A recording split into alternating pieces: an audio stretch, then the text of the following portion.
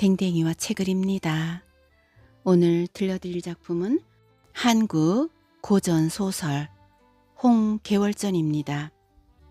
홍계월이 전쟁과 가정사에서 주도적인 역할을 하는 작품입니다.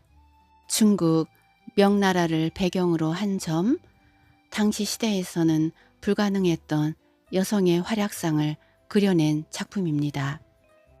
홍계월전은 남존여비의 시대 속에서도 자신의 목소리를 내고 싶었던 여성들의 열망을 바탕으로 나온 작품입니다.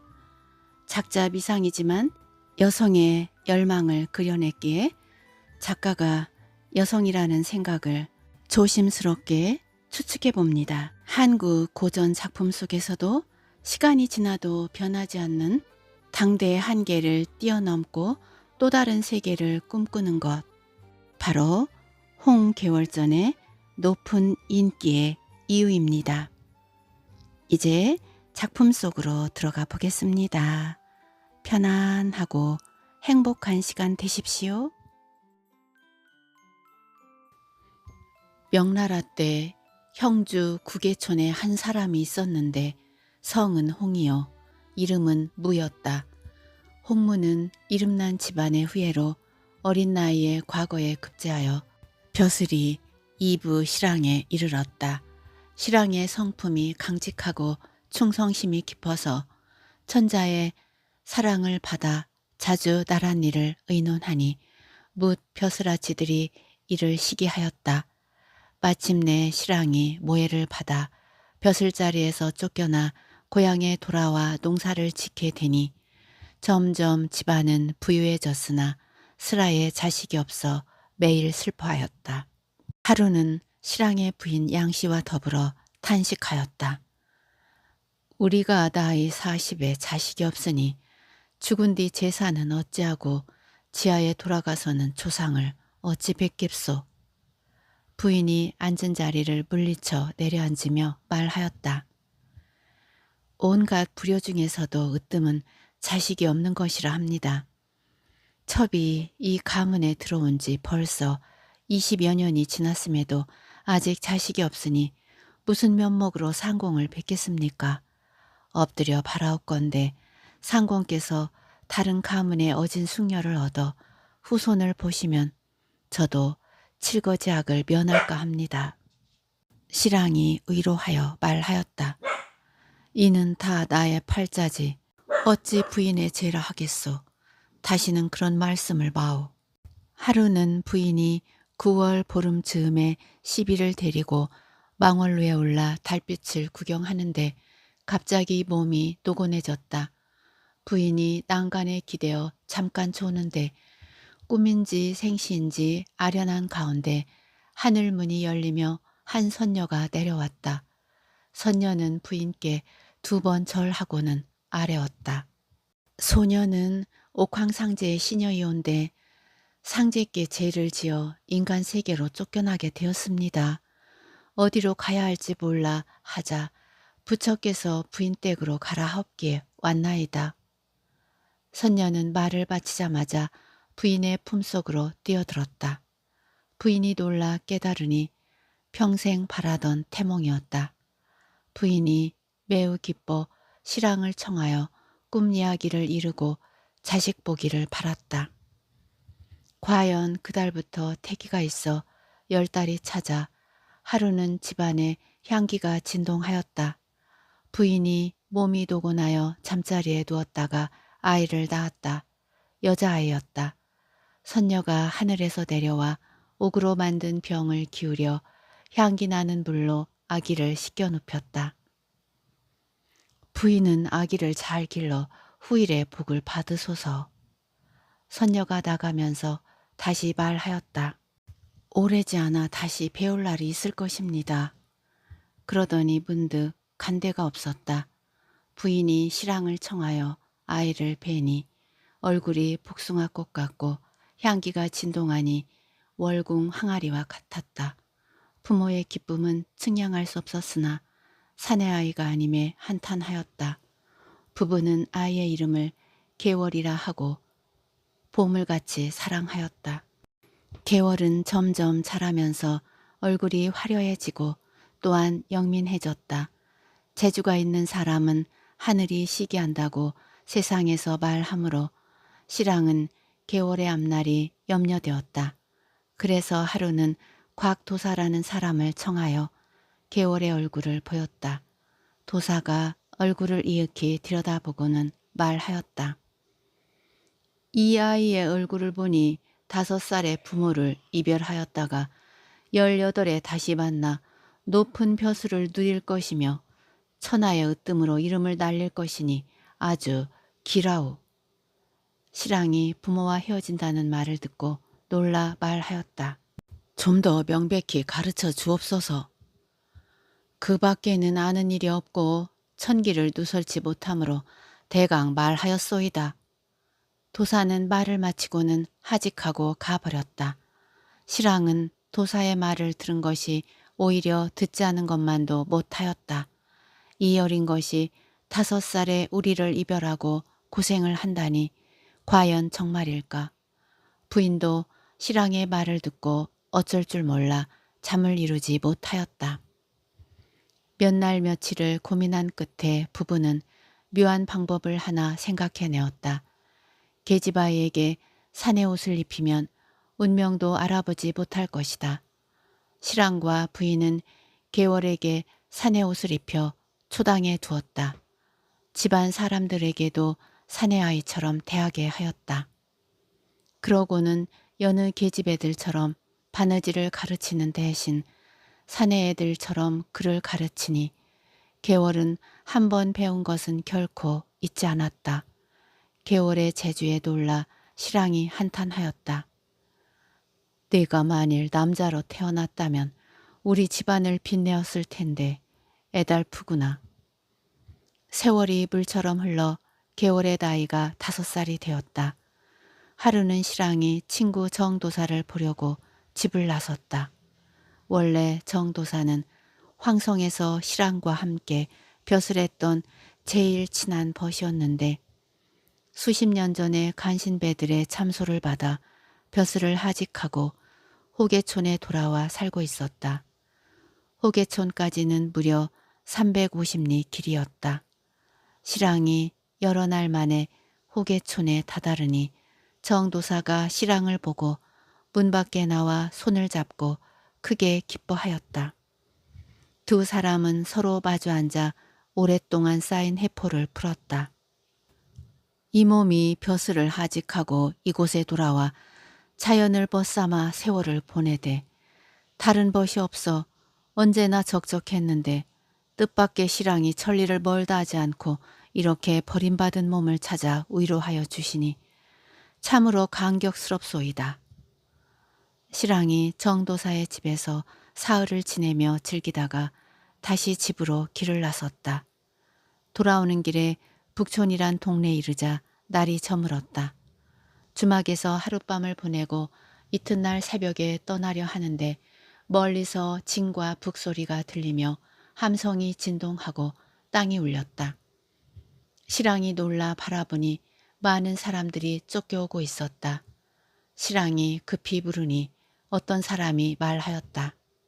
북방절도사 장사랑이 양주 목사 주도와 협력하여 10만 군사를 일으켜 성주에 있는 90여 성을 항복받고 기주자사 장기덕의 목을 베고 지금은 황성을 범하였소. 백성들을 무수히 죽이고 재산을 노략하기에 살 길을 찾아 비란하는 사람이 헤아릴 수 없을 정도라오. 실랑이 이 말을 듣자 정신이 아득해졌다. 실랑이 놀랍고 두려워서 도적을 피해 산으로 들어가며 부인과 계월을 생각하여 슬피 우니 그 모습이 가련하더라.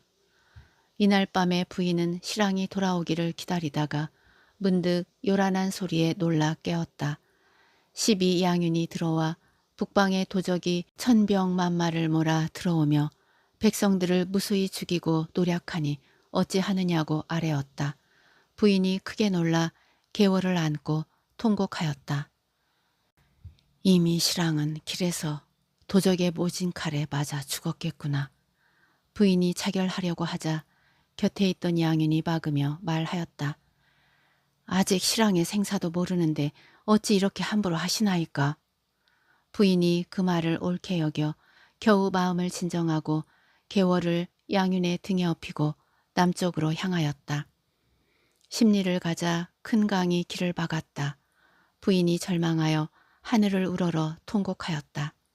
지금 도적이 급히 쫓아오고 있으니 차라리 이 강물에 빠져 죽으리라. 부인이 개월을 안고 물에 뛰어들려 하자 양윤이 붙들었다.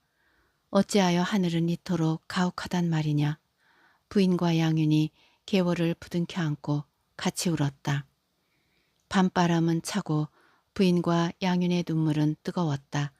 두 사람이 한참 우는데 문득 북쪽에서 뭐라 애치는 소리가 들렸다. 부인은 도적이 오는가 싶어 놀라 엎드렸다. 그때 어두운 강물 위로 웬 사람이 나뭇잎처럼 작은 배를 타고 오며 애쳤다. 부인은 잠깐만 참으소서. 잠깐 사이 배가 강가에 닿았다. 부인이 갈대숲에서 머리를 들어보니 희미한 달빛에 하얀 저고리와 치마가 반사되었다. 두려움이 잦아들었다. 부인은 겁내지 말고 어서 배에 오르십시오. 어린 개월이 엄마의 치맛자락을 잡고 일어섰다.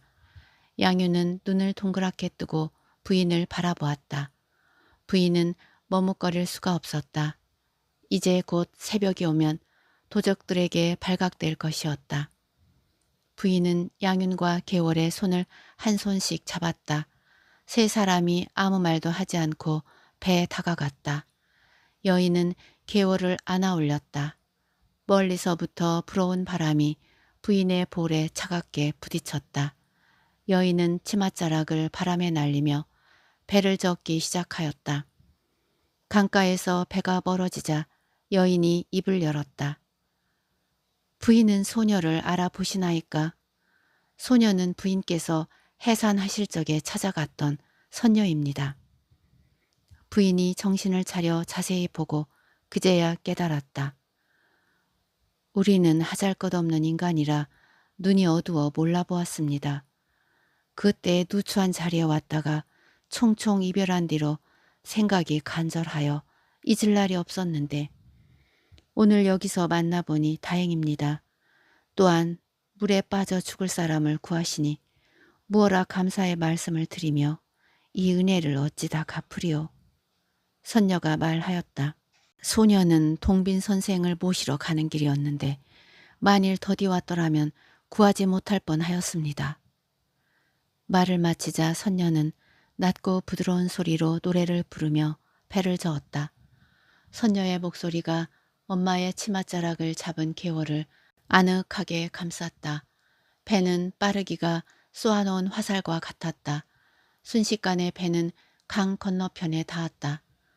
선녀는 강변에 배를 대고 내리기를 재촉하였다. 부인이 배에서 내려 무수히 치사하니 선녀가 말하였다.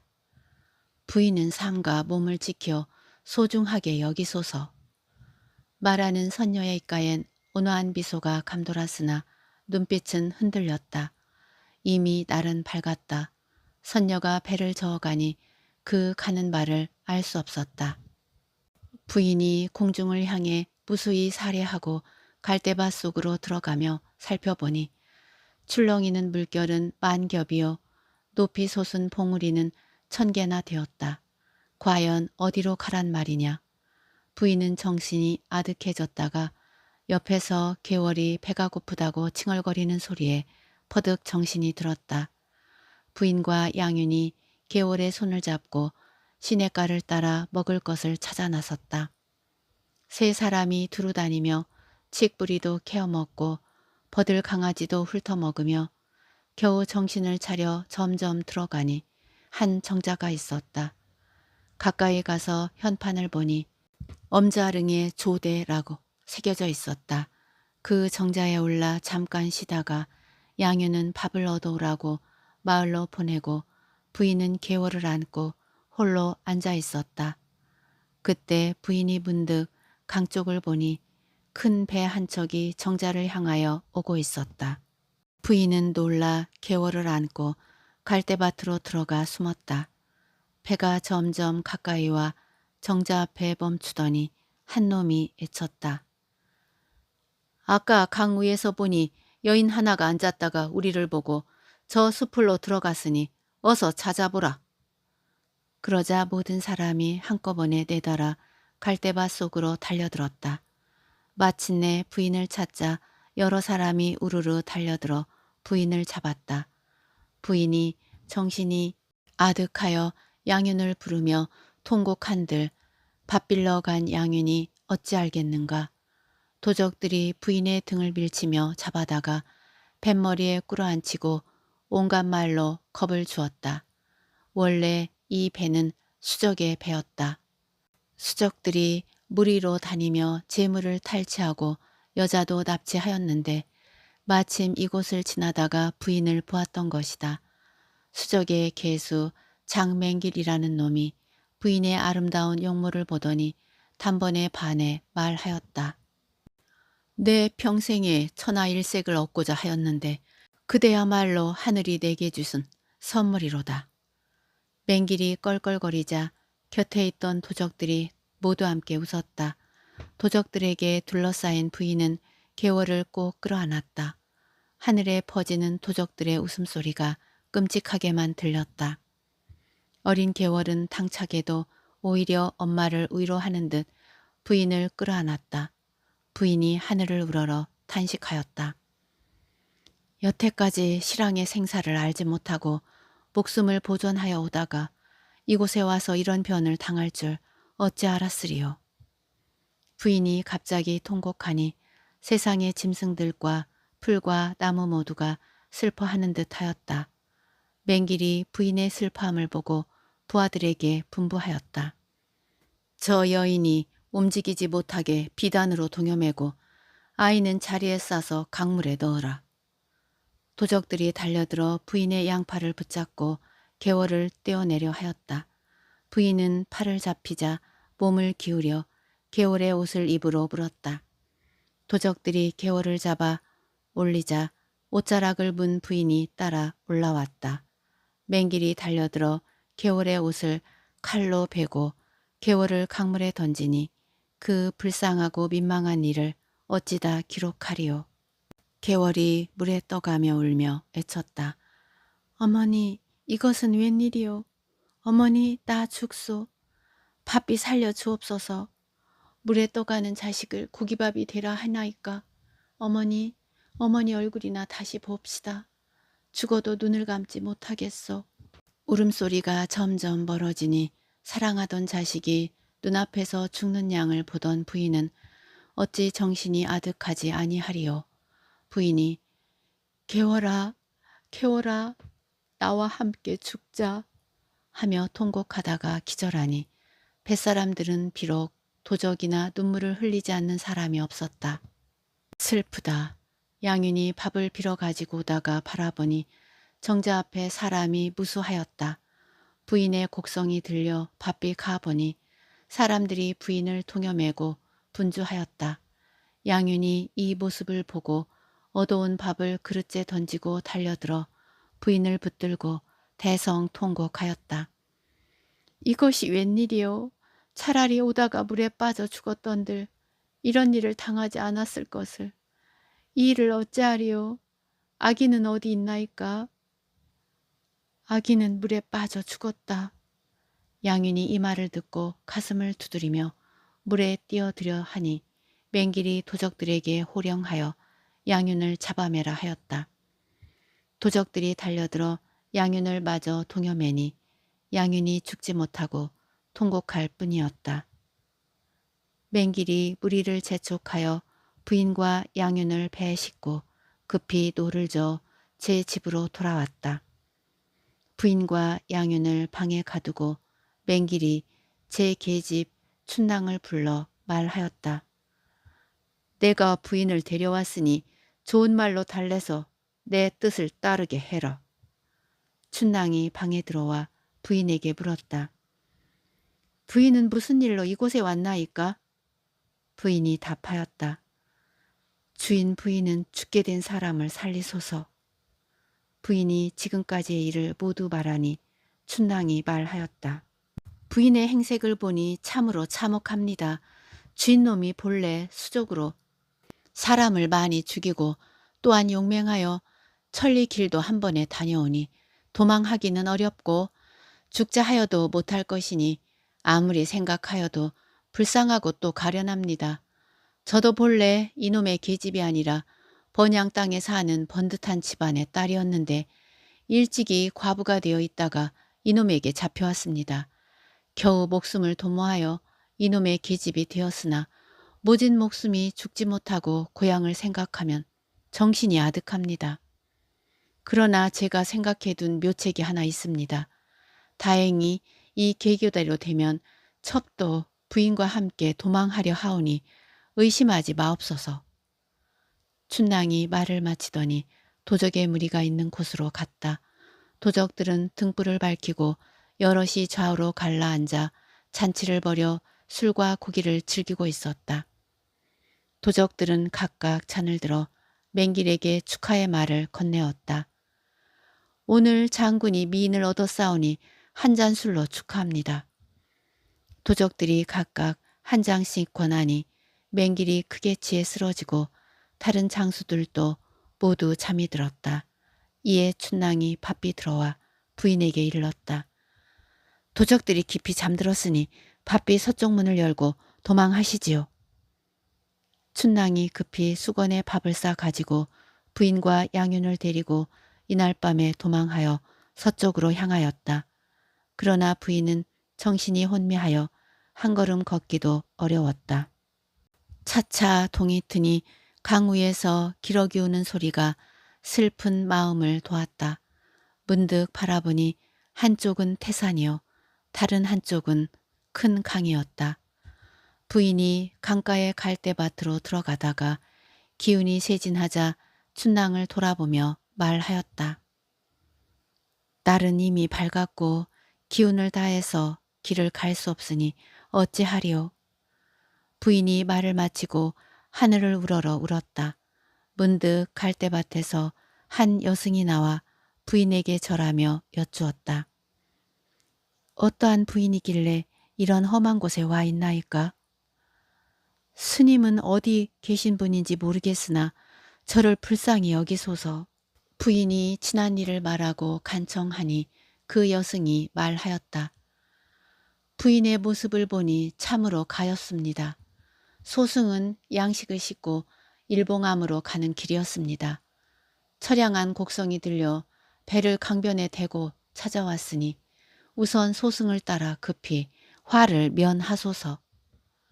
여승이 부인에게 어서 배에 오르기를 재촉하니 부인이 감사한 마음을 이기지 못하며 춘낭과 양윤을 데리고 배에 올랐다. 이때 맹길이 잠에 깨어 방에 들어가니 부인과 춘낭이 간 곳이 없었다. 분을 참지 못하여 부하들을 거느리고 두루 찾다가 강 위를 바라보니 여승과 세 사람이 배에 앉아 있었다. 맹길이 소리를 크게 질러 도적들을 재촉하여 따라갔다. 여승이 깜짝 놀라 배를 바삐 저어가니 빠르기가 살과 같았다. 맹길이 바라보다가 할 일 없이 탄식만 하고 돌아갔다. 이때 여승이 배를 절 문 밖에 대고 내리라 하니 부인이 배에서 내려 여승을 따랐다. 누대에 올라 여러 스님들에게 절하고 앉으니 그 중에 한 노승이 물었다.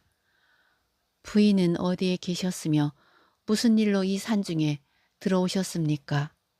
부인이 답하였다. 저는 형주 땅에 살았는데 난리가 나자 산에 피신하여 떠돌았습니다. 다행히 스님을 만나 이곳에 왔으니 덕이 높으신 스님께 몸을 의탁하여 머리를 깎고 중이 되어 다음 생이나 닦고자 하나이다. 노승이 그 말을 듣고 말하였다. 소승에게는 상좌가 없으니 부인의 소원이 그러하시면 마음대로 하십시오.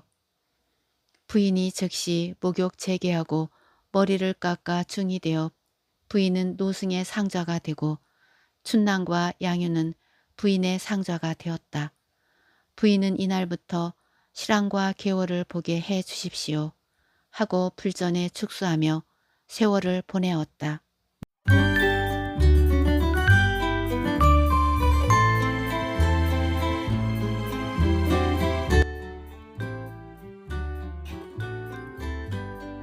이때 개월은 물에 떠가며 울며 외쳤다. 어머니, 저는 이제 죽거니와 어머니는 아무쪼록 목숨을 보존하여 부디 아버지를 만나소서. 개월이 점점 멀리 떠가니 슬픈 울음소리도 잦아졌다. 이때 무릉포에 사는 여공이라는 사람이 배를 타고 서쪽에 가다가 강 위를 바라보니 어떤 아이가 자리에 쌓여 물에 떠가며 우는 소리가 들렸다. 여공이 그곳에 이르러 배를 머무르고 건져보니 어린아이였다.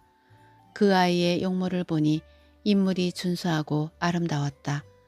아이가 정신을 차리지 못함을 보고 여공이 약을 먹이니 한참 만에야 깨어나며 모친을 부르는데 그 소리가 애처로워 차마 듣기 힘들었다. 여공이 그 아이를 데리고 집에 돌아와 물었다. 너는 어떤 아이길래 만경창파 중에 이런 일을 당하였느냐? 개월이 울며 말하였다. 저는 어머니와 함께 가고 있었는데 어떤 사람들이 몰려와 어머니는 동여매고 저는 자리에 싸서 물에 던졌습니다. 죽게 된 것을 공께서 구해주시니 다행히 살아났습니다. 여공이 이 말을 듣고 분명 수적을 만났구나 하고 속으로 헤아리고 다시 물었다. 내 나이가 몇이며 이름이 무엇이냐? 나이는 5살이고 이름은 개월입니다. 살던 곳은 어디더냐? 아버지 이름은 모르고 남들이 부르기를 홍시랑이라 하였습니다. 여공이 헤아리되 홍시랑이라 하니 분명 양반의 자식이로다 하고 말하였다. 이 아이는 내 아들과 동갑이요. 또한 얼굴이 비범하니 잘 길러 장래에 영화를 보리라. 여공은 개월을 친자식같이 여겨서 새로이 평국이라는 이름을 지어주었다. 여공의 아들은 이름이 보국이었다. 보국은 생김새가 비범하여 여공이 항상 애지중지하였는데 이때부터 평국과 함께 친형제처럼 지내게 하였다. 세월이 물같이 흘러 두 아이가 7살이 되자 모든 일에 비범하니 못사람들이 모두 칭찬하였다.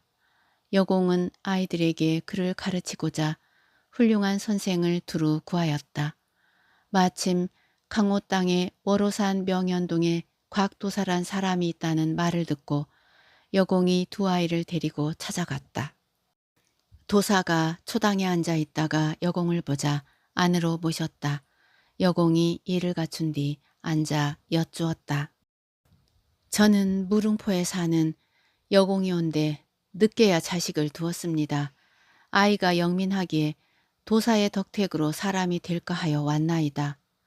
도사가 답하였다. 아이를 부르소서. 여공이 두 아이를 불러 뵈니 도사가 이윽히 보다가 말하였다. 이 아이들의 얼굴로 보아 친형제가 아닌 것이 분명하니 내게 감추지 말고 바로 이르소서. 선생이 사람 보는 눈이 귀신 같소이다. 도사가 답하였다. 이 아이를 잘 가르쳐 널리 이름을 빛내게 하리라. 여공이 이 말에 감사를 표하고 하직하여 돌아갔다. 개월의 아버지 홍시랑은 산중에 숨어 있다가 역적들에게 붙들려 어쩔 수 없이 그들의 편에 속하게 된다.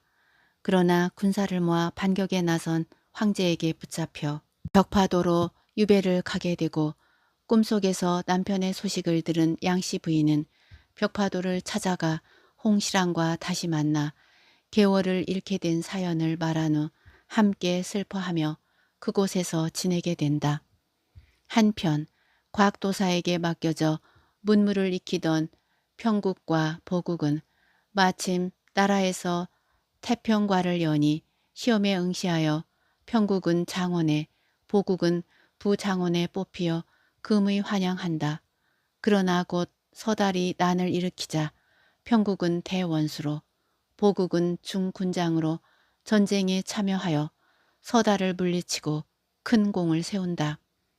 이 과정에서 벽파도로 도망친 서달을 쫓아가다가 벽파도에 있던 홍시랑과 양씨 부인을 만나 계월과 부모가 상봉하고 같이 돌아와 천자로부터 전쟁에 이긴 공을 인정받고 홍시랑의 잘못도 용서를 받아 홍시랑은 의극공에, 양씨 부인은 정열 부인에 봉해지고 재물을 하사받는다. 그런데 전쟁에서 돌아온 평국의 몸에 이상이 생겨 의원의 진찰을 받게 된다. 어이가 평국을 진맥하다가 개의한 일이 있어 수상하다고 하래니 천자가 놀라서 물었다. 무슨 일이 있느뇨? 어이가 땅에 엎드려 다시 아뢰었다. 평국의 맥을 보니 남자의 맥이 아니라 이상합니다. 천자가 그 말을 듣자 다시 말하였다. 평국이 여자라면 어찌 적진에 나가 10만 대병을 물리치고 왔으리요. 그러나 평국의 얼굴이 꽃처럼 붉고 신체가 연약해 보여 의심할 만하니 아직은 아무에게도 말하지 말라. 이때 평국이 병세가 점점 나으니 어이가 다녀갔음을 새롭게 생각하게 되었다. 어이가 나의 맥을 보았으니 분명 나의 정체가 탄로났을 것이다. 이제는 어쩔 수 없게 되었으니 다시 여자의 옷으로 갈아입고 귀중의 몸을 숨겨 세월을 보냄이 옳겠구나. 이런 생각이 들자 곧 남자 옷을 벗고 여자 옷으로 갈아입고 부모에게 갔다. 평국이 의공 부부 앞에 앉아 흐느끼며 두 볼에 눈물이 떨어지니 부모가 또한 눈물을 흘리며 위로하였다. 개월이 슬픔에 겨워 우는 모습은 가을날 연꽃이 가는 비에 젖은 듯하고 하늘의 초승달이 깊은 구름에 잠긴 듯하였다. 이제는 다시 평국으로 살지 못하리라. 나의 비밀은 사라졌고 영웅의 시절도 끝이 났구나.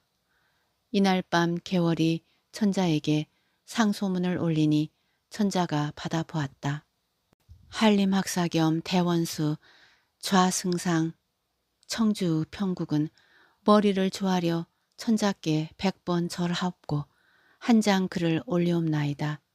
신첩이 5살 때 장사랑의 난을 당하여 부모를 잃었고 다시 수적 맹길의 난을 만나 물에 빠져 죽을 것을 여공의 은덕으로 살아왔습니다.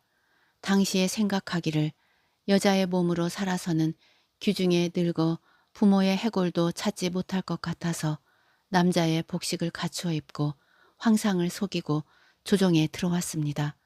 신첩의 죄는 10,000번 죽어도 애석하지 않음을 잘 알기에 황상께서 내려주신 임명장과 도장을 다시 바치나이다. 신첩은 이미 임금을 속인 무거운 죄를 지었사오니 속히 벌하여 주옵소서. 천자가 상소문을 읽고 용상을 내리치고는 좌우를 돌아보며 말하였다. 평국의 행동을 보고 누가 여자로 알았으리요. 이는 정말로 드문 일이로다. 비록 천하가 넓고 넓다지만 글재주와 칼재주를 모두 갖추고 내게 충성을 다한 평국과 같은 일을 어디서 찾을 수 있으리요. 평국이 나라를 보살피고 아울러 부모에게 효도하는 마음은 어떤 남자와도 견줄 수 없으리라. 그러니 이제 평국이 여자임이 드러났지만 어찌 벼슬을 거두리요. 천자가 이렇듯 말하며 관리에게 명하여 임명장과 도장을 다시 개월에게 보내고 개월의 상소문에 답신을 전하였다. 개월이 황공하고 감사하여 받아보니 답신은 이러하였다. 경의 상소를 보니 참으로 놀랍고도 장한 일이요. 지금 경이 충성심과 효심을 모두 갖추어 반란을 깨한 적들을 물리쳐서 나라를 지킴은 모두 경의 크나큰 은덕이니 짐이 어찌 경의 여자됨을 꺼려하겠소. 이에 임명장과 도장을 도로 보내니 조금도 염려하지 말고 충성을 다하여 나라를 지키고 짐을 도우라. 개월이 천자의 명을 사양하지 못하여 여자의 옷을 입고 그 위에 조복을 입었다. 또한 전쟁터에서 부리던 장수 100여 명과 군사 1000여 명에게 갑옷을 입혀 집 앞에 들판에 진을 치고 있게 하니 그 위엄이 엄숙하였다. 하루는 천자가 평국의 아비인 의공을 궁궐로 불러들여 말하였다. 침이 원수의 상소를 본 뒤로 고민이 많은지라 평국이 귀중에서 홀로 늙으면 나중에라도 그대의 혼백이 의지할 곳이 없을 곳이니 어찌 슬프지 아니하리요. 또한 짐이 평국의 혼인을 직접 중매를 서고 싶은데 경의 마음이 어떠하뇨. 의공이 땅에 엎드려 아뢰었다. 신의 뜻도 그러하오니 소신이 나아가 의논하여 보겠습니다. 평국의 배필로 누구를 삼고자 하시나이까? 천자가 일렀다. 평국과 함께 공부하던 보국을 맺어주고자 하는데 경의 마음은 어떠하뇨? 신의 뜻도 그러하오니 폐하의 뜻이 마땅하옵니다.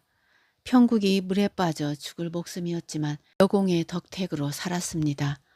여공은 평국을 친자식같이 길러 평국은 부귀영화를 누리고 이별하였던 저와도 만나게 되었습니다. 이뿐만 아니라 보국은 평국과 더불어 공부하고 같은 날에 급제하여 폐하의 성덕으로 벼슬을 받아 만리 전장에서 생사고락을 함께 하였습니다. 더구나 전쟁으로 이기고 돌아와서는 이제 한 집에서 같이 살고 있사오니 천생연분인가 하나이다. 의공이 궐에서 돌아와 계월을 불러앉히고 천자의 말을 낱낱이 전하니 계월이 말하였다.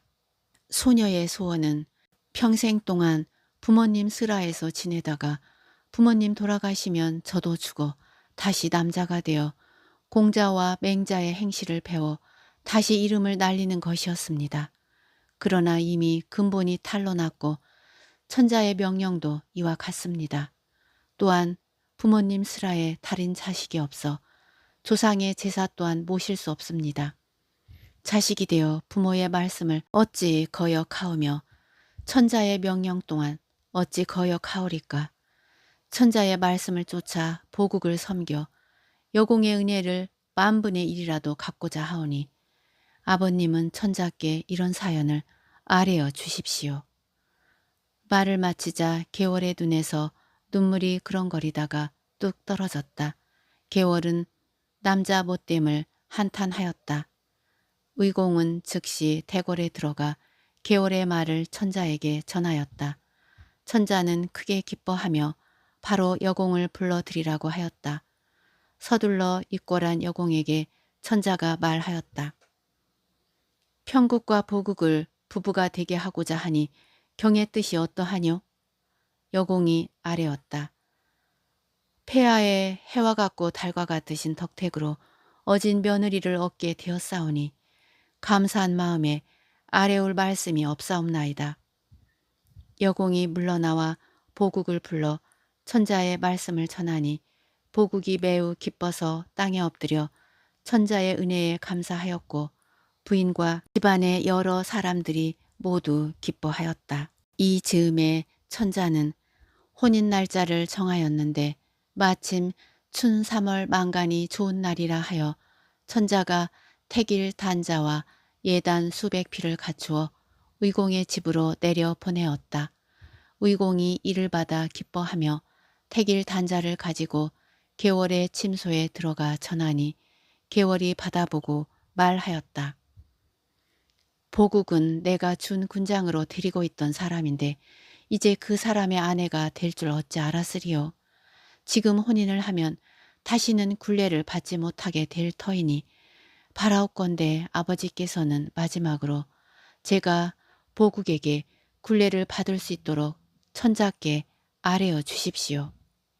의공이 계월의 뜻을 천자에게 올리니 천자가 크게 웃고 즉시 군사 5,000명과 장수 100여 명을 무장시켜 원수에게 보내었다. 계월이 군사가 도착함을 알고 여복을 벗고 갑옷을 갖추어 입었다. 한 손에는 용과 봉황을 새긴 창을, 다른 손에는 명령을 내리는 깃발을 잡고 나서서 군대를 행군하여 진지를 세우게 하였다.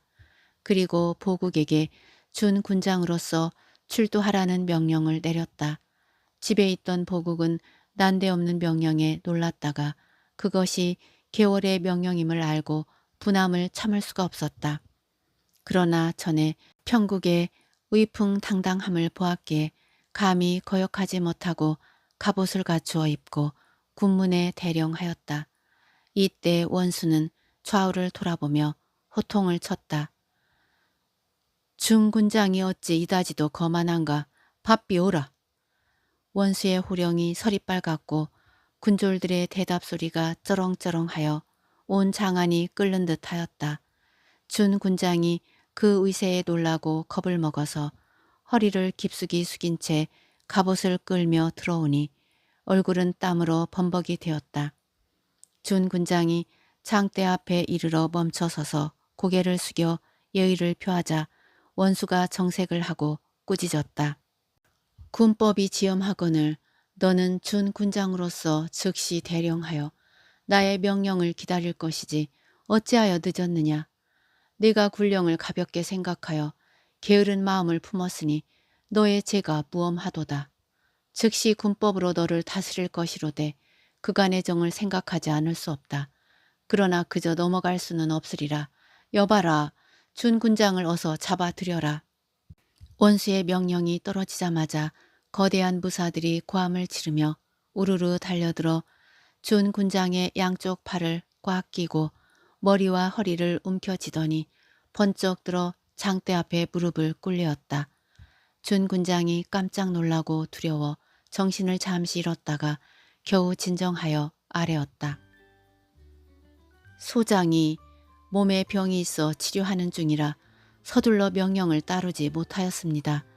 게으른 죄를 생각하면 만번 죽어 마땅하지만 병든 몸이 매를 맞으면 생명을 보존하지 못하겠고 만일 죽으면 부모에게 불효가 되리니 엎드려 바라옵건대 원수께서는 넓은 바다와 같은 은덕을 베풀어서 옛정을 생각하시어 살려주시면 불효를 면할까 하나이다. 준 군장이 머리를 조아려 거듭거듭 애걸하니 원수가 속으로는 우습지만 겉으로는 다시 쩌렁쩌렁한 목소리로 호령하였다.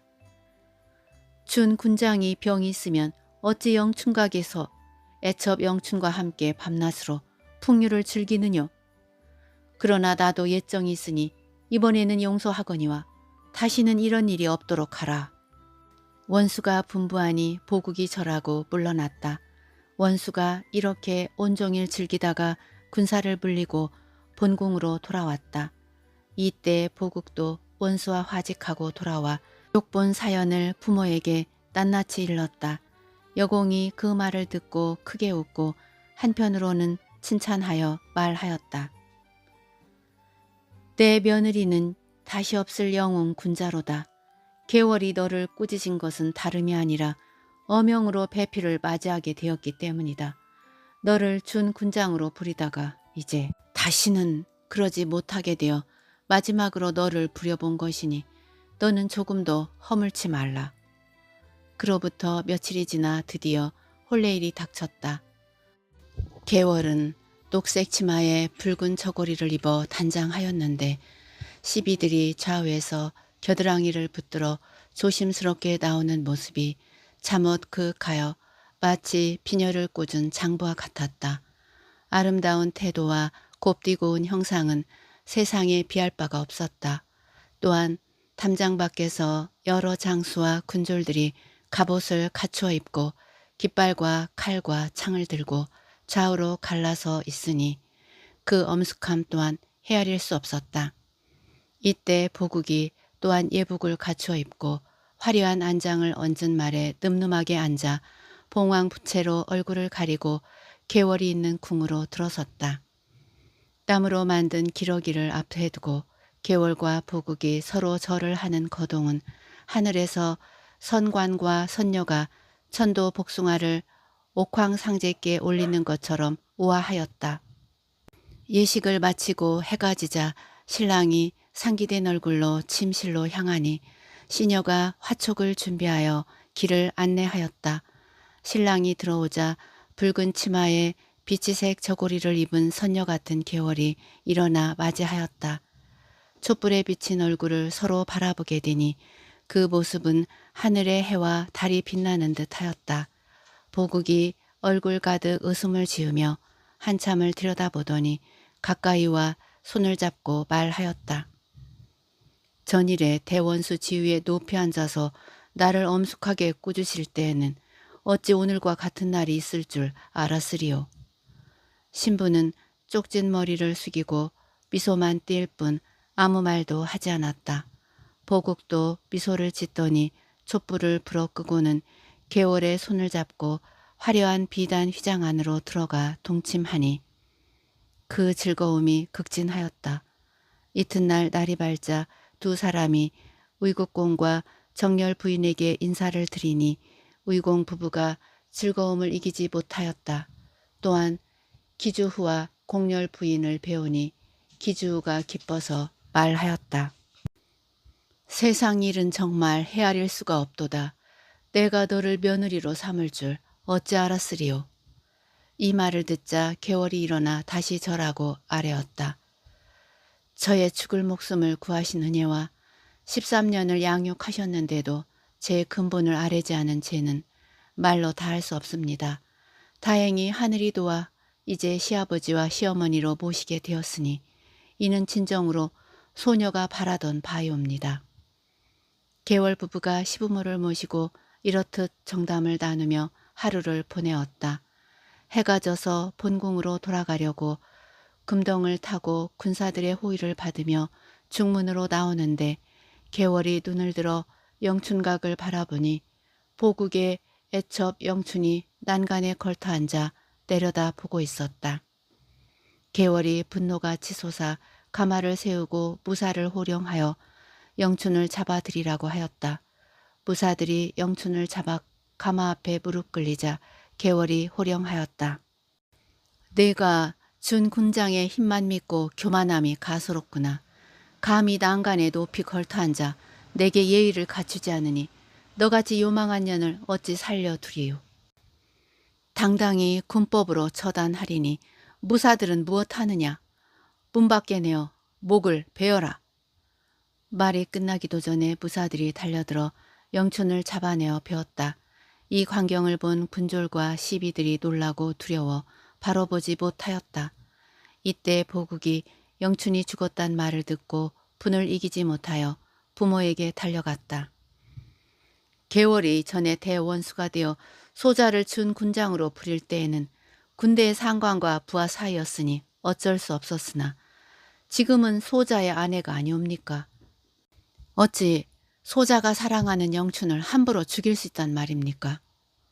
여공이 부국의 말을 듣고 만류하여 말하였다. 개월은 비록 내 아내가 되었지만 벼슬은 그대로 있다. 또한 개월은 의기가 당당하여 너를 부릴 만한 사람이지만 오히려 예로서 너를 섬기니 어찌 함부로 말할 수 있겠느냐. 또 영춘이 내 첩이랍시고 스스로 교만을 떨다가 죽었으니 누구를 원망하겠느냐. 하물며 개월이 잘못하여 노비를 죽인다고 하여도 누가 감히 잘못하였다 하리요. 너는 조금도 괴념치 말고 마음을 변치 말라. 만일 영춘을 죽였다고 이를 마음에 두면 부부 사이도 나빠질 것이요. 또한 천자께서 정하신 일이 잘못되면 너 또한 해로울 것이니 부디 조심하여라. 보국이 오히려 얼굴색이 변하여 말하였다. 부친께서는 부당한 말씀을 하십니다. 세상에 어느 대장부가 계집에게 괄시를 당하며 살겠습니까? 보국이 이후로는 개월의 방에 들지 아니하였다. 개월이 생각하되 보국이 영춘의 일로 오지 않으니 누가 보국을 남자라 하리요. 이러면서 남자가 되지 못하였음을 분하게 여겨 눈물로 세월을 보내었다. 각설, 이때 행성의 남쪽 관문을 지키는 남관장이 급한 장계를 올렸다. 천자가 열어보니 내용은 이러하였다. 오왕과 초왕이 나라를 배반하여 지금 장안을 침범하고자 하옵니다. 오왕은 구덕지를 얻어 대원수로 삼았고 초왕은 장맹기를 얻어 선봉으로 삼아 장수 천여 명과 군사 10만을 거느리고 벌써 남쪽의 성 10여 개를 무너뜨렸습니다. 형주 자사 이완태를 베고 쳐들어오고 있으나 소장의 힘으로는 막을 길이 없어서 감히 요청하오니 황상은 어진 장수를 보내어 막으소서. 오승상 정연태가 나서서 말하였다. 이 도적을 막을 자는 좌승상 평국밖에 없사오니 어서 평국을 부르소서. 천자가 이 말을 듣고 한참을 고민하다가 겨우 입을 열었다. 평국이 전에는 당당한 남자로 벼슬에 있어서 함께 나라의 일을 의논하였지만 지금은 귀중의 여자로 있으니 어찌 불러서 전쟁터에 보내리요. 이에 여러 신하가 아뢰었다. 평국이 지금 귀중에 있지만 원수로서 이름이 세상에 드높고 또한 여전히 벼슬을 맡고 있사오니 어찌 장수로 전쟁터에 보내는 것을 꺼려 하시나이까. 천자가 이 말을 듣고 마지못하여 평국을 부르게 하였다. 이때 평국은 귀중에 홀로 있으면서 매일같이 시비 한 명과 장기나 바둑을 두면서 세월을 보내고 있었다. 어느 날 황궁에서 관리가 나와 천자가 급히 부른다는 말을 전하니 평국이 놀라 급히 여복을 벗고 관복으로 갈아입었다. 평국이 관리를 따라 궁에 들어와 천자 앞에 엎드리니 천자가 기뻐 말하였다. 경이 귀중에 있어서 오랫동안 보지 못하여 내가 밤낮으로 그리웠는데 이제 다시 보니 기쁘게 한량없도다. 짐이 덕이 없어서 지금 오왕과 초왕이 나라를 배신하여 여러 성을 함락하고 황성을 침범하고자 하니 경은 어서 빨리 출전하여 나라를 평안하게 하라. 평국이 고개를 숙이고 엎드려 말하였다. 신첩이 예람댁에도 폐하를 속이고 높은 벼슬을 받아 영화롭게 지내미 황공하였는데 이제 죄를 용서하시고 이처럼 아껴주시니 신첩이 비록 어리석고 모자라지만 힘을 다하여 폐하의 성은을 10,000분의 1이라도 갖고자 하오니 근심치 마옵소서. 자설. 천자가 기뻐하며 즉시 대군을 마련하여 평국에게 주었다. 평국이 군대를 접수하자 진지를 구축한 뒤 친히 붓을 들어 보국에게 명령을 내리었다. 지금 적군이 몰려오니 준 군장은 바삐 대령하여 군령을 어기지 말라. 보국이 전령을 받아들고 분함을 이기지 못하여 부모에게 달려갔다. 개월이 또 소자를 준 군장으로 부리려고 하오니 세상에 이런 일이 또 어디 있습니까? 여공이 위로하였다. 그러게 내가 전에 뭐라고 하더냐. 개월을 과시하다가 이런 일을 당하였으니 누구를 탓하겠느냐. 나라의 일이 급하니 어쩔 도리가 없다. 여공이 보국에게 어서 출전하라고 재촉하니 보국이 할 일 없이 갑옷을 갖춰 입고 군대에 합류하였다. 원수가 모든 장수를 모아놓고 말하였다. 이제 적군을 맞아 큰 전투를 벌이게 되었다. 만일 명령을 거역하는 자가 있으면 군법으로 다스리리라. 중군장이 이 말을 듣고 두렵고 놀라 처소로 돌아와 명령이 나기만 기다렸다. 원수가 여러 장수들에게 각각 임무를 정하여 주고 9월 열 이틀에 행군하여 11월 초 하루에 남관에 당도하였다. 사흘을 머물다가 다시 떠나 닷새 만에 천축산을 지나 한 곳에 이르니 적군이 너른 광야에 진을 쳤는데 굳고 단단함이 철통과 같았다. 원수가 적진을 향하여 진을 치고 호령하였다.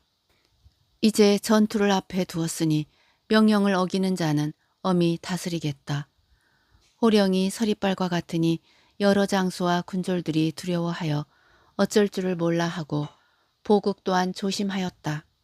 이튿날 원수가 준 군장에 오늘은 직접 나가 싸우라고 분부하였다. 준 군장이 명을 받들어 말에 올라 장검을 들고 적진을 마주하여 애쳤다. 나는 명나라 준 군장 보국이다.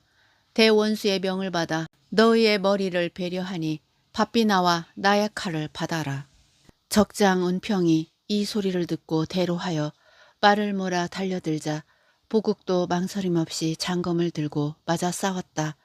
수압이 못되어서 보국이 칼을 날려 운평의 칼든 팔을 베니 운평이 말에서 떨어졌다.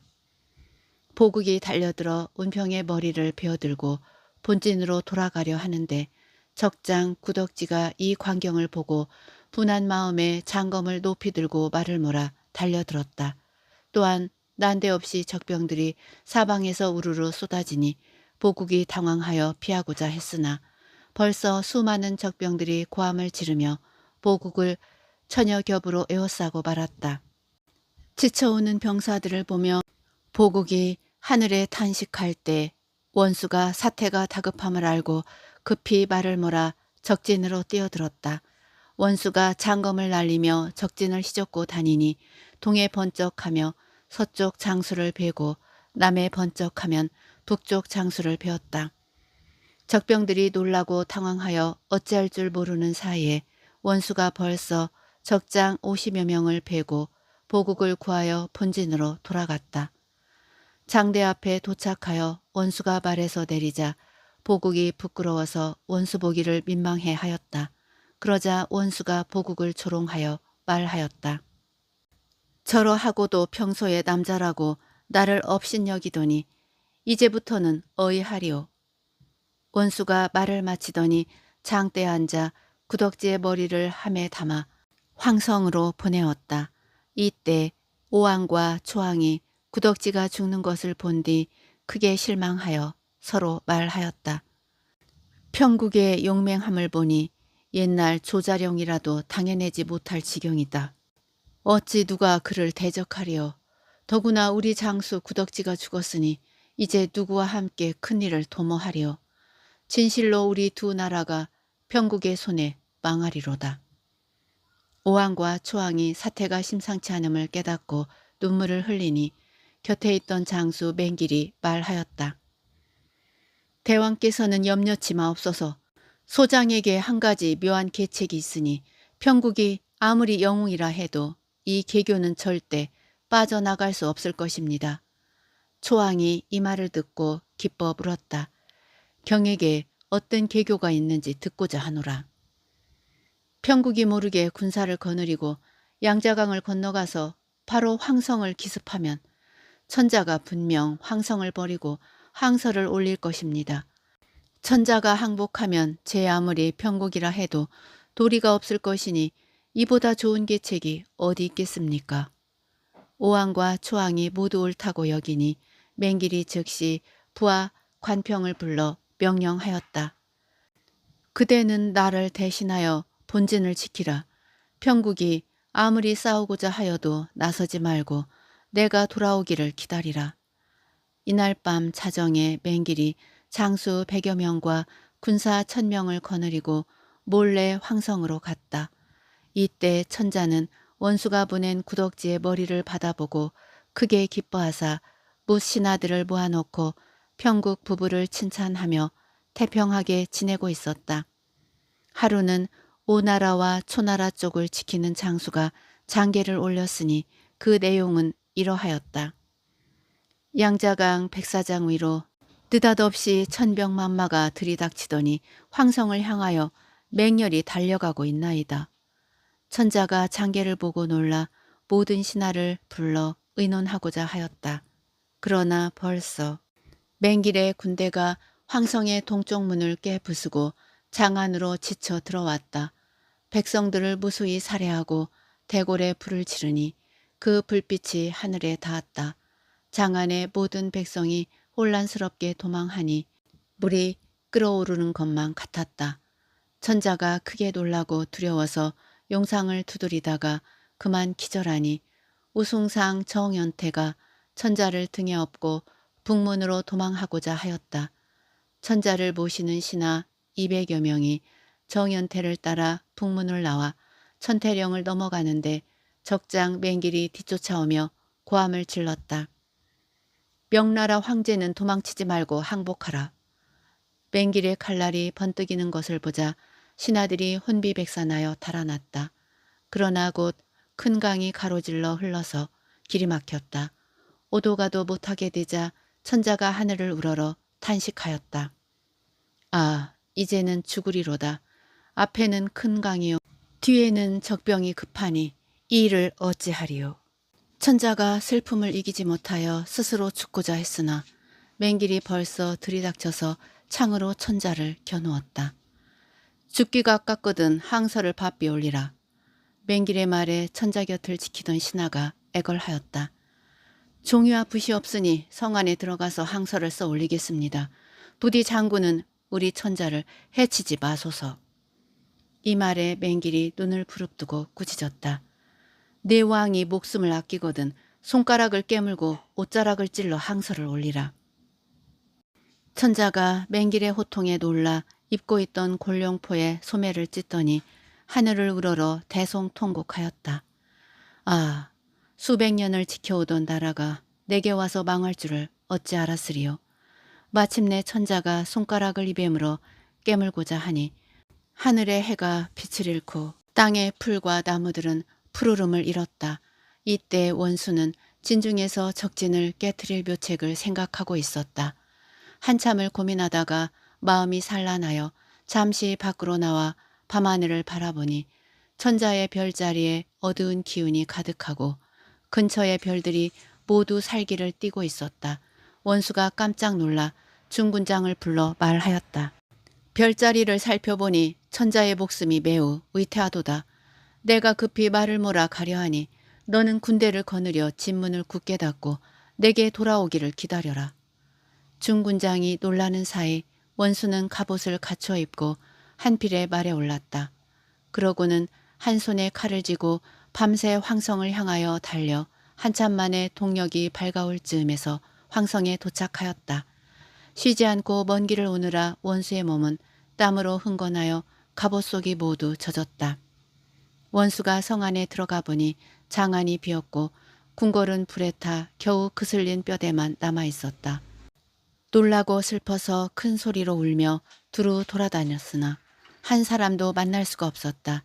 천자가 간 곳을 알 수 없어서 어찌할 줄 몰라 하고 있는데 문득 수채구멍에서 한 노인이 나오다가 원수를 보고 급히 다시 들어가는 것이 보였다. 원수가 얼른 쫓아가며 외쳤다. 나는 도적이 아니라 대원수 평국이니 놀라지 말고 나와서 천자의 거처를 알려주시오. 그 노인이 그제야 울면서 도로 기어 나오는데 원수가 자세히 보니 기주 여공이었다. 원수가 깜짝 놀라 급히 발에서 내려 땅에 엎드려 통곡하며 말하였다. 시아버님은 무슨 까닭으로 이 수채구멍에서 몸을 감추고 있으며 저의 부모와 시어머님은 어디로 피난하여 계십니까? 여공이 원수의 옷을 붙들고 울며 말하였다. 뜻밖의 도적이 들어와 대궐에 불을 지르고 마구 노략질을 해대니 장한 사람들이 모두 도망하였다. 나도 다급하게 도망가려 하였으나 갈 길을 몰라 겨우 이 구멍에 들어가 난리를 피하였으니 내 부모와 시어머니가 간 곳도 모르겠다. 원수가 여공의 손을 잡고 위로하였다. 설마 다시 만날 날이 없사오리까? 황상은 어디로 가셨나이까? 여기에 숨어서 보니 한 신하가 천자를 업고 북문으로 도망하여 천태령을 넘어갔으나 그 뒤로 도적들이 쫓아갔으니 반드시 의급하시리라. 천자를 구하려 하오니 제가 돌아오기를 기다리소서. 원수가 놀라 말하더니 말에 올라 천태령으로 향하였다. 순식간에 천태령 꼭대기에 다다라 아래를 내려다보니 십리사방에 적병들이 쫙 깔려서 온 평야를 뒤덮었고 항복하는 소리에 산천이 진동하고 있었다. 원수가 이 소리를 듣자 털이 쭈뼛쭈뼛 치솟아 저 멀리까지 크게 고함을 질렀다. 적장은 들으라. 우리 황상을 해치지 말라. 대원수 평국이 여기 왔노라. 천태령 꼭대기에서 갑자기 날카롭고도 분노에 찬 소리가 메아리쳤다. 평야에서 천자를 희롱하던 맹길이 이 소리를 듣고 놀라서 천태령을 올려다보았다. 웬 장수 하나가 벌써 말을 채찍질하여 산 중턱을 넘어 날듯이 내려오고 있었다. 그 장수의 칼날이 번쩍이는 것을 보자 맹길은 덜컥 겁이 나서 도망하려고 말머리를 돌렸다. 그러자 다시 가까이에서 고함소리가 터져 나왔다. 네가 가면 어디로 가느냐? 도망치지 말고 내 칼을 받아라. 말이 끝나기 무섭게 원수가 탄 말이 붉은 입을 벌려 순식간에 맹길의 말꼬리를 물고 늘어졌다. 맹길이 다급하여 몸을 돌려 긴 창을 높이 들어 원수를 찌르려 하자 원수가 성을 내어 칼을 휘두르니 맹길의 두 팔이 잘려 땅에 떨어졌다. 맹기를 즉시 사로잡고 또한 좌우로 지쳐가며 적진의 장수와 군졸들을 모조리 베고 다니니 무수한 장졸들이 죽었다. 이때 천자는 여러 신하와 더불어 넋을 잃고 앉아 어찌할 줄 모른 채 손가락을 깨물어 막 항서를 쓰려던 참이었다. 원수가 적진 사이에서 이를 발견하고 나는 듯이 달려왔다. 그러고는 말에서 내려 땅에 엎드려 통곡하며 여쭈었다. 폐하는 옥체를 상하게 하지 마소서. 평국이 왔나이다. 천자가 정신이 혼미한 중에도 평국이란 말을 듣자 불현듯 반갑고도 슬픈 마음이 들어 평국의 손을 잡고 눈물을 흘렸다. 무어라 말을 하고 싶은 듯 했지만 아무 말도 못하니 원수가 황상의 옥체를 보호하였다. 이윽고 천자가 정신을 진정하고 원수를 다시 돌아보며 감격에 겨워 말하였다. 짐이 이 들판에서 허망하게 쓰러져 죽게 될 것을 원수의 덕으로 살아 나라를 다시 잇게 되었으니 이 은혜를 무엇으로 다 갚으리오. 강산을 반으로 나누어도 부족하리로다. 그러더니 천자가 다시 의아해하며 물었다. 원수는 만리 변방에서 어찌 알고 와서 나를 구하느뇨. 원수가 고개를 숙이고 아뢰었다. 하늘의 별자리를 보고 황상의 위태하심을 알게 되었습니다. 사태가 시급할 듯하여 중군장에게 군사를 부탁하고 밤낮으로 말을 돌려 황성에 도착하였더니 이미 장안이 비었고 폐하에 거쳐도 알 수 없었습니다. 그래서 여기저기 헤매던 차에 우연히 시아버지 여공이 수채구멍에서 나오는 것을 보고 폐하에 가신 곳을 물어 급히 이곳으로 오게 되었습니다. 적장 맹기를 사로잡고 이제 폐하의 옥체 또한 보존하게 되었으니 어찌 다행이 아니겠습니까? 말을 마치자 원수는 인사를 올리고 남은 적진 장졸들을 낱낱이 결박하였다. 사로잡은 군졸들을 앞에 세우고 황성으로 가는 길에 원수의 말은 천자가 타고 맹길의 말은 원수가 탔다. 행군을 독려하는 북을 맹길의 등에 지우고 팔을 높이 들어 올리니 뒤따르는 병사들은 만세를 부르며 위풍당당하게 황성으로 향하였다. 이때 천자가 마루 위에서 용포를 휘날리고 춤을 추며 즐거워하니 무신하들과 원수도 일제히 팔을 들어 춤을 추고 만세를 부르며 천태령을 넘었다. 그러나 장안에 도착하여 보니 황성안이 적막하고 대궐은 불에 타 터만 남아 있었다. 짐이 덕이 없어 죄 없는 백성들과 황후와 태자가 난리통해 애로운 혼백이 되고 말았으니 무슨 면목으로 다시 천자의 자리에 올라 천하를 차지하리오. 천자가 좌우를 돌아보며 통곡하니 원수가 여쭈었다. 폐하는 너무 염려치 마옵소서. 하늘이 황상을 내릴 때 저 무도한 도적도 함께 내어 우선 고난을 당하게 하셨지만 또한 소신을 보내어 그 역경을 이기게 하셨으니 이 모든 것이 다 하늘이 정하신 바입니다. 어찌 하늘이 정한 운수를 탓하오리까. 슬픔을 참으시고 어서 황후의 태자의 거취를 탐지하소서. 천자가 비통한 목소리로 말하였다. 대궐이 빈터만 남았으니 어디로 가서 내 몸을 눕힐꼬.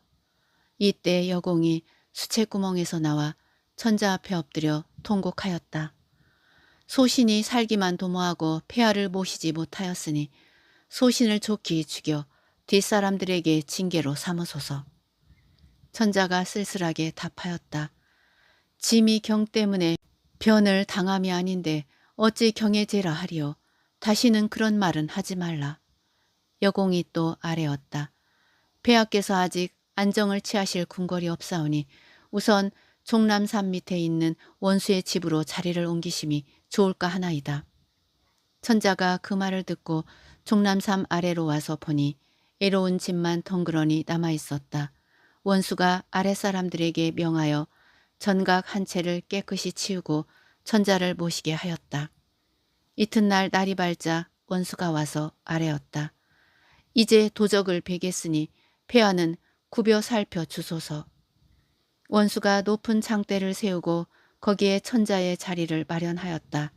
그러고는 그 말에 따로 원수의 자리에 두어 앉더니 부사에게 호령하였다. 도적들을 차례로 앉히라. 무사들이 도적들을 끌고 나와 장대 아래에 무릎을 꿇렸다. 원수가 차례로 죄를 물은 뒤 무사에게 배라하였다. 그러더니 한 도적을 가리키며 천자에게 아뢰었다. 저 도적은 소신의 원수이옵니다. 제목을 낱낱이 적어 올리오니 살펴주옵소서. 말을 마치고 원수가 자리에 앉자 무사들이 맹기를 결박하여 가까이 데려와 끌어안쳤다. 원수가 큰 소리로 물었다. 내가 초나라 땅에 산다고 하니 그 지명을 자세히 말하라. 맹길이 말하였다. 원래는 소산강 근처에서 살았나이다. 네가 수적이 되어 강으로 돌아다니며 장사하는 배들을 탈취하였느냐? 과연 흉년을 당하였을 적에 배고픔을 견디지 못하여 무리를 끌고 다니며 사람을 살해하고 재물을 빼앗아 먹었나이다. 원수가 또 물었다.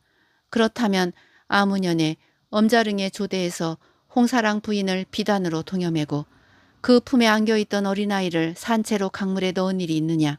바른 대로 말하여라. 맹길이 그 말을 듣고 땅에 엎어지며 울먹였다.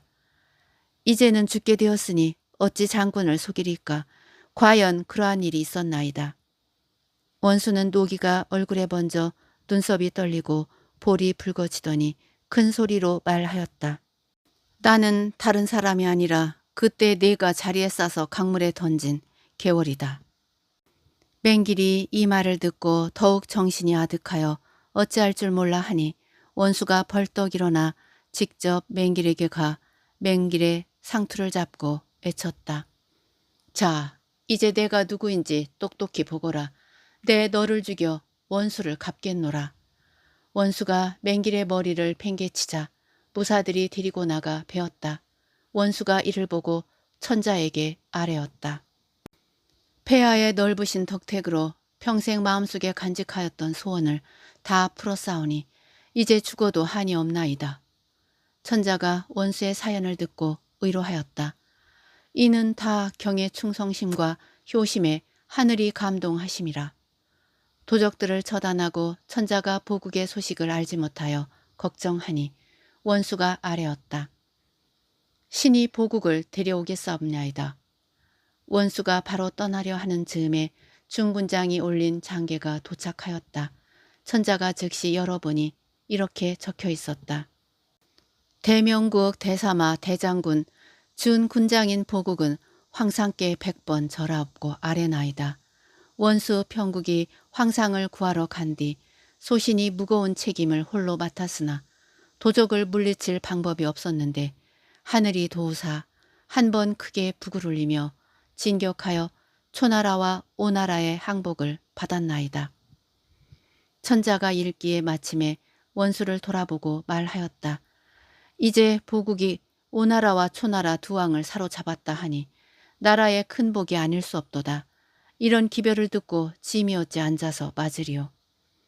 천자가 뭇 신하들을 거느리고 직접 보국을 맞으려 하다가 할 때 평국으로 선봉을 삼고 천자는 스스로 준 군장이 되어 좌우의 장수들을 둘러 세우고 보국의 진을 향하였으니 선봉장 평국이 갑옷을 갖추어 입고 백마를 타고 손에 깃발을 쥐고 맨 앞에 서서 나아갔다. 이때 보국이 초나라와 오나라의 두 왕을 잡아 앞세우고 승전고를 울리며 황성으로 향하였다.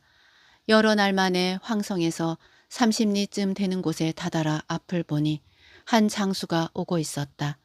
보국이 살펴보니 깃발과 칼빛은 원수의 것이지만 말은 평소 원수가 타던 말이 아니라 백마였다. 보국이 의심하여 말하였다. 전군은 진을 치라. 백마가 점점 달려오매 보국이 생각하였다. 이는 분명 적장 맹길이 숨겨준 복병이로다. 우리 원수의 모습을 흉내내어 나를 속여 유인함이로다. 보국이 의심이 깊어지며 어찌할 줄 모르거늘 이때 천자가 이 거동을 보고 원수 평국을 불렀다. 침이 보국을 보니 원수를 보고 적장으로 여겨 의심하는 것 같도다. 원수는 거짓으로 적장인 체하고 준 군장을 속여 짐으로 하여금 구경케 하라. 원수가 웃으며 아뢰었다. 폐하께서 말씀하심이 소신의 뜻과 같사옵니다. 이제 하교를 받들어 행하겠습니다. 원수가 갑옷 위에 검은 군복을 껴입고 백사장에 나서며 깃발을 높이 들고 말을 채찍질하여 보국의 진으로 달려갔다. 이에 보국은 정말로 적장인 줄 알고 갑옷을 단단히 여미고 말 위에 올라 달려들었다. 평국이 곽도사에게 배운 도수를 부리니 갑자기 큰 바람이 일어나고 검은 구름과 안개가 자욱하여 지척을 분간할 수 없게 되었다. 보국이 놀라고 겁을 내어 어찌할 줄 몰라 하는 사이에 평국이 소리를 높게 지르며 달려들어 보국의 창을 빼앗아 내던지고 보국의 멱살을 잡아 공중으로 치켜들었다.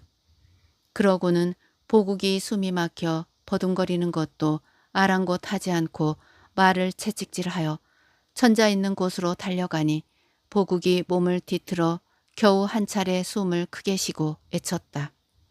평국은 어디 가서 보국이 죽는 줄 모르는고. 보국이 울며 애치는 소리가 처량하게 퍼지자 진지에 있던 군사들이 모두 술렁거리고 천지가 떠들썩해졌다. 원수가 이 말을 듣고 보국을 땅에 내려놓고는 웃으며 말하였다. 네가 어찌 평국에게 달려오며 평국을 부르느냐. 평국이 손뼉을 치며 크게 웃으니 보국이 그제야 고개를 들어보니 과연 평국이었다. 보국이 평국을 보니 슬픈 마음은 간데없고 도리어 부끄러움을 걷잡을 수 없었다. 천자가 이 광경을 보고 크게 웃으며 보국의 손을 잡아 이끌었다. 중군장은 오늘 원수에게 욕봄을 조금도 마음에 두지 말라. 이는 원수가 제 스스로 한 것이 아니라 짐이 경등의 재주를 보려고 시킨 것이다. 지금은 원수가 전쟁터에서 그대를 부끄럽게 했지만 난리가 끝나 황성에 돌아가면 예로서 그대로 섬길 것이니 부부의 도리를 상하지 말라. 이렇게 준 군장을 위로하니 그제야 보국이 웃으며 땅에 엎드려 아뢰었다. 폐하의 하교가 지당하옵니다. 평국과 보국이 천자를 모시고 황성으로 황공할 때 5초 두 나라 왕의 등에 북을 지우고 무사로 하여금 북을 올리게 하였다. 군대가 너른 평야를 가로지를 적에는 북소리가 묵직하게 들판에 덮이었다. 일행은 마침내 황성에 다다랐다. 천자가 원수의 집으로 거처를 정하여 자리를 마련한 뒤 무사에게 명하여 5초 두 나라의 왕을 결박하여 계단 아래에 무릎을 꿇린 뒤 꾸짖었다. 네 무엇이 부족하여 태평성대에 나라를 배반할 마음을 품고 임금을 속여 세상을 요란케 하고 황성을 침범하여 백성을 두렵게 하며 재물을 노략질하였더냐. 이제 하늘이 무심치 아니하여 너희를 잡아왔으니 종묘사직에 다행이라. 너희를 다 죽여 국법을 바르게 하고 나라를 평안히 할 것이니 너희는 원한을 품지 말고 마땅히 죽음을 받아들여라. 천자는 즉시 무사에게 성문 밖에 내어 참하라고 명하였다. 또한 황후와 태자가 화재를 당하여 죽은 줄로 알고 그들을 위해 제사를 치르게 하였다. 천자가 제문을 지어 직접 읽으니 모든 신하가 일시에 통곡하였다. 원수가 겨우 옥체를 보호하여 간신히 진정케 하였다. 또한 천자는 군사들을 시게 하고 여러 장수들에게는 공에 맞게 차례로 상을 주었다. 조서를 내려 조정에 새로 풍계를 둘 적에 보국을 좌승상에 평국을 대사마 대장군 우양에 봉하고는 못내 기뻐하였다. 이에 평국이 여쭈었다. 제가 무엄하게도 폐하에 넓으신 은혜를 입어 벼슬은 승상의 자리에 올랐고 또한 천하를 평정하였습니다. 나라가 다시 안정을 찾은 것은 모두 폐하의 복이었거늘 어찌 첩의 공이라 하십니까? 하물며 저는 팔자가 사나워 친부모와 시어머니를 잃었으니 이제는 벼슬에서 물러나 여자의 도리를 지키며 살고자 하옵니다. 말을 마친 평국이 그동안 지휘하던 군대의 목록과 대원수의 도장, 명령을 내리던 깃발을 바치며 울었다. 천자가 슬픔을 이기지 못하여 위로하였다. 이는 모두 짐이 박복한 탓이니 오히려 경을 보기가 부끄럽도다. 그러나 우이국공 부부와 공열 부인이 난리를 당하여 어느 곳으로 피난하였는지 소식이 있을 것이니 경은 안심하라. 천자가 다시 생각하다가 말하였다. 경이 귀중에 머물기를 원하여 군대의 목록과 대원수의 도장을 다 바치니 다시는 경을 보지 못하겠구려. 여자로 살겠다는 경의 형편을 내 충분히 알고 있지만 임금과 신하의 의리를 잃지 말고 한 달에 한 번씩 조회에 참석하여 짐의 울적한 마음을 덜게 하라. 천자가 신하에게 명하여 군대의 목록과 대원수의 도장을 다시 내려주었다. 이 목록과 도장은 하늘이 경에게 맡긴 것이니 어찌 내가 도로 받을 수 있겠는가. 안심하고 받으라.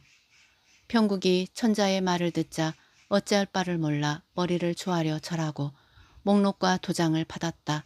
평국이 보국과 함께 궁을 나서 집으로 돌아오니 그 위험을 누가 두려워하지 않으리요. 평국이 집에 돌아오자 곧 여자의 옷으로 갈아입고 그 위에 또 조복을 입고 여공을 배웠다. 평국이 방에 들어오는 것을 보고 여공이 기뻐서 일어나 자리에 앉으니 원수가 마음에 못내 미안하였다. 평국이 여공에게 의국공 부부와 공열 부인이 난리를 당하여 사라진 것을 아뢰었다. 평국은 부모와 시어머니가 분명 오랑캐의 손에 죽었으리라 생각하여 제사상을 차리고 조정의 신하들을 모두 청하였다. 그러고는 제문을 지어 승상 보국과 더불어 머리를 풀고 부모와 시어머니의 이름을 부르며 슬피 우니 곁에 있던 사람들이 참아보지 못하였다. 해가 져서 사람들이 제각각 집으로 돌아가자 그 뒤부터는 평국이 예로서 여공을 섬기니 여공이 한편으로는 기쁘고 한편으로는 두려워하였다. 각설. 이때 의국공은 식솔들을 이끌고 피난을 가 있었다. 부인과 사돈인 공열부인 그리고 춘남과 양윤을 데리고 동쪽을 향하여 가다가 한 물가에 이르렀다. 마침 그곳에서는 여러 시녀가 황후와 태자를 모시고 강가에 앉아 건너지 못하고 서로 붙들고 통곡하고 있었다. 의공이 이 모습을 보고 급히 달려와 땅에 엎드렸다. 황후와 태자가 이에 못내 기뻐하며 눈물을 흘리니 의공이 위로하였다. 이번 별난은 어찌할 수가 없었으니 천자께서 성덕이 넓으시니 어찌 하늘이 무심하겠습니까? 엎드려 바라옵건대 황후 전하께서는 옥체를 보호하옵소서. 의공이 사방을 둘러보니 앞으로는 강이 흐르고 옆으로는 큰 태산이 있어서 하늘에 닿을 듯하였다. 많은 사람들을 이끌고 강을 건널 수는 없어서 산으로 이어진 좁은 길에 들어섰다. 얼마 못 가서 수많은 봉우리와 골짜기가 눈앞에 펼쳐졌는데 커다란 봉황과 공작이 사방으로 날아다니고 푸른 소나무와 대나무가 울울 창창하여 지척을 살피기 어려웠다. 그래도 씩씩하게 발걸음을 돋우며 앞으로 들어가니 솔숲 울창한 사이에 한 초당이 보였다. 의공이 속으로 다행이라 생각하며 집 밖에 서서 주인을 청하였다. 한 도사가 집에 앉아 있다가 의공이 부르는 것을 보고 급히 내려와 의공의 소매를 잡고 물었다. 무슨 일로 이 깊은 산중에 들어오셨습니까? 의공이 인사하고 탄식하며 말하였다. 나라의 운세가 불행하여 뜻밖의 난리를 만나게 되니 황후와 태자를 모시고 피난하다가 이곳에 왔나이다. 도사가 놀라서 다시 물었다. 어디 계십니까? 황후와 부인들은 밖에 계십니다. 그럼 황후와 부인들은 안으로 모시고 의공과 태자는 초당으로 가시지요. 여기서 잠시 머무시다가 나중에 시절이 평온해지면 그때 황성으로 가시는 게 어떻겠습니까? 의공이 인사하고 집 밖으로 나와 사람들을 차례로 모시었다. 그리고 그렇게 피난 생활이 이어졌다. 깊은 산속이라 찾아오는 이도 없고 위험할 것도 없었다. 그러나 밤낮으로 황성 소식을 알 길이 없어 사람들은 서러워하였다. 하루는 도사가 산 위에 올라 하늘의 기운을 살펴보더니 쓸쓸한 표정으로 내려왔다. 도사는 의공을 보더니 말하였다. 제가 오늘 하늘의 기운을 살피오니 이제는 평국과 보국이 도적을 소멸하고 황성에 돌아와 여공을 섬기며 상공과 부인의 의패를 모시고 밤낮으로 통곡하고 지내고 있습니다. 황상께서도 황후와 태자의 안부를 알지 못하여 눈물로 지내고 계시니 상공은 이제 그만 돌아가소서. 의공이 놀라서 물었다. 제가 평국의 압이 되는 줄은 어찌하십니까? 자연히 알만하여 알고 있습니다. 도사가 의공에게 길을 재촉하며 편지 한 장을 평국에게 전하여 달라고 부탁하였다. 의공이 편지를 소매에 넣으며 도사에게 살해하였다. 그대의 덕택으로 죽을 목숨을 구하여 무사히 돌아가니 은혜가 있기 어렵거니와 이 땅의 지명은 무엇이라 하옵니까? 이 땅의 지명은 익주이옵고 산의 이름은 천명산이라 하옵니다.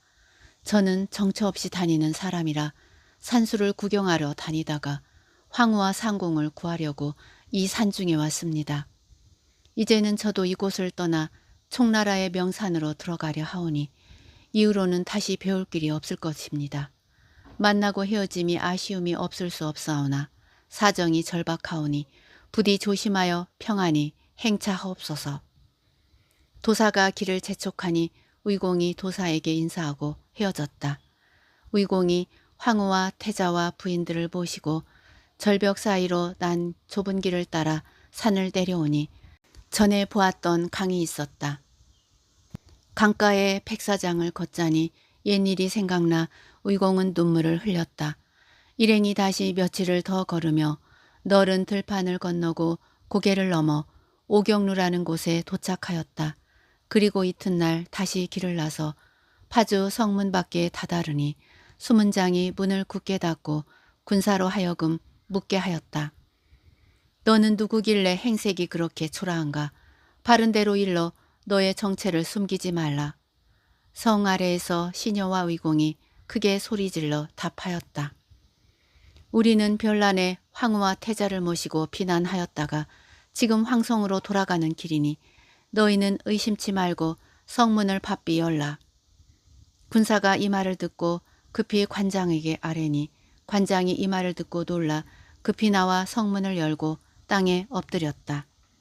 진실로 저희가 뉘신지 모르었고 성문을 더디 열었으니 마땅히 벌을 받기를 원하나이다.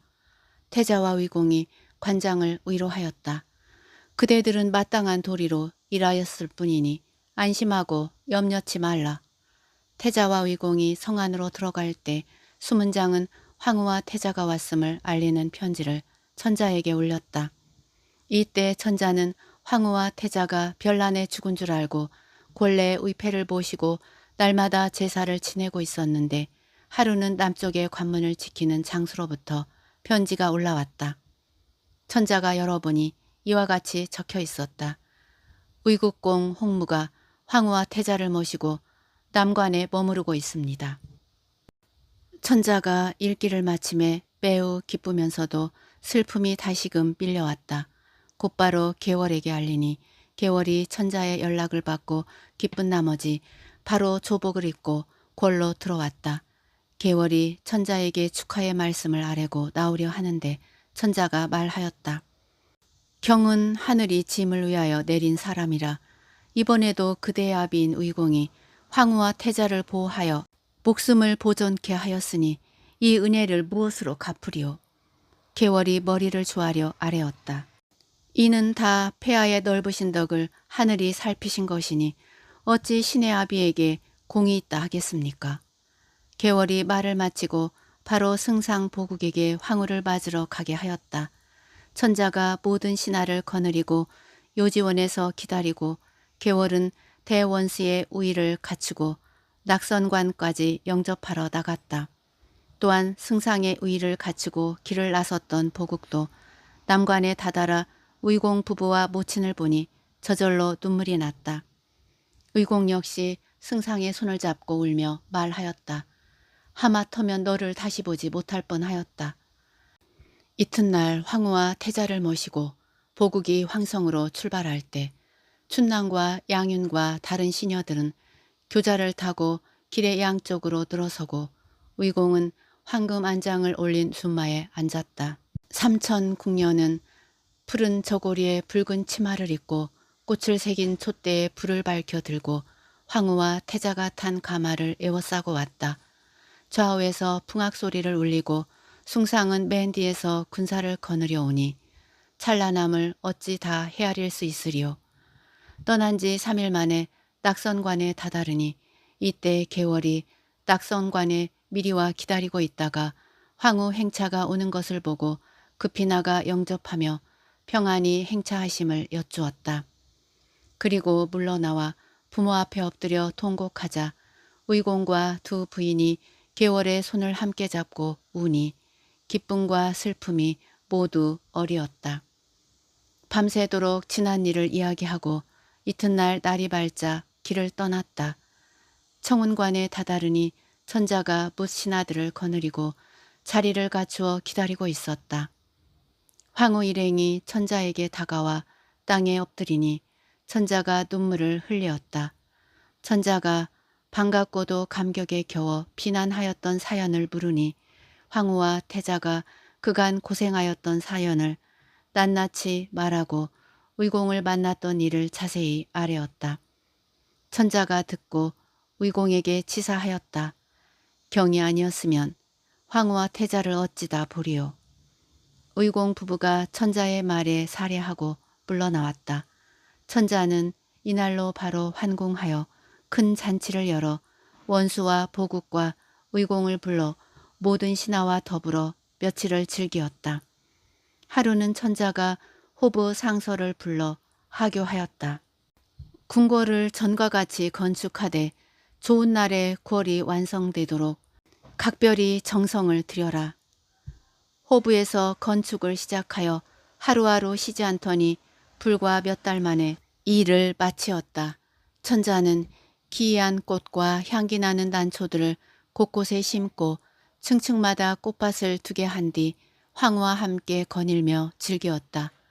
어느 날 의공이 계월과 보국을 불러 도사가 준 편지를 건네니 계월이 받았다. 편지 봉투를 열어보니 선생의 필적이었다. 한 장의 편지를 편국과 보국에게 붙이나니 슬프다. 명현동에서 함께 공부하던 예정이 백옥같이 굳고 소중하였는데 한 번 이별한 뒤로는 보지 못하였도다. 나는 깊은 산 적막한 곳에 있으면서 너희를 생각하면 눈물이 옷깃에 젖는구나. 이제 다시는 보지 못할 것이니 부디 위로는 천자를 섬겨 충성을 다하고 아래로는 부모를 섬겨 효성을 다하여라. 전쟁터를 누비며 적들을 물리치던 그 씩씩함과 용맹함은 이제 억제하여 예로서 당군을 섬기어라. 어려서 부모를 잃고 마음에 쌓였던 한과 그리움 일랑 그만 풀어버리고 부디 건강히 지내기를 기원하노라. 편국과 보국은 편지를 읽으며 흐느꼈다. 그리고 스승의 은혜를 생각하며 하늘을 향하여 절하였다. 한편 천자는 의공과 여공을 궁궐로 불러들여 의공은 초왕에 여공은 오왕에 봉하면서 많은 비단을 내려 격려의 인사를 하였다. 오나라와 초나라 두 나라가 임금을 잃고 정치가 없어진 지 오래되어 백성들의 삶이 고달프니 더 이상 두고 볼 수 없도다. 경들은 급히 가서 왕위에 올라 나라를 잘 다스려라. 오왕과 초왕이 천자의 은혜에 살해하고 물러나 오나라와 초나라로 길을 떠날 때 계월과 보국이 각각 아비를 이별하여 슬퍼함은 이루 말할 수 없었다. 두 임금이 길을 나서 여러 날 만에 자기가 맡은 나라에 다다르니 문무백관이 모두 나와 예로서 맞이하였다. 두 왕이 즉위하여 나라의 이름을 고치고 정성을 다하여 백성을 보살피니 온 백성이 임금을 칭송하였다. 이 즈음에 승상보국의 나이 45세로서 삼자 일녀를 두었으니 모두 아비와 어미를 닮아 충효를 갖추었다. 큰아들은 오나라의 태자로, 둘째 아들은 초나라 태자로 삼고 셋째 아들은 높은 집안의 장가를 들게 하였다. 아들들은 모두 높은 지위에 올라 임금에게 충성하고 백성을 어질게 사랑하였다. 천자의 성덕이 세계에 진동하니 시절은 평화롭고 풍요로워서 백성들은 배불리 먹고 흥겨운 노래를 불렀다. 산에는 도적이 없고 길에 떨어진 물건조차 누구도 함부로 주워가지 않았다. 계월의 자손이 대대로 높은 벼슬을 하며 만세에 이어졌으니 이렇게 아름답고 기이한 이야기가 세상에 어디 다시 있으리요. 여기 계월의 삶을 대강 기록하여 세상에 남기노라.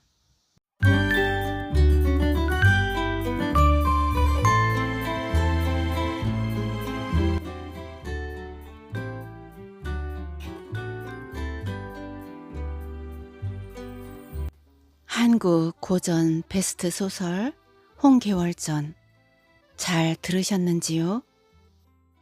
해피 엔딩입니다. 언제 쓰여진 소설인지 작자가 누구인지 미상이죠.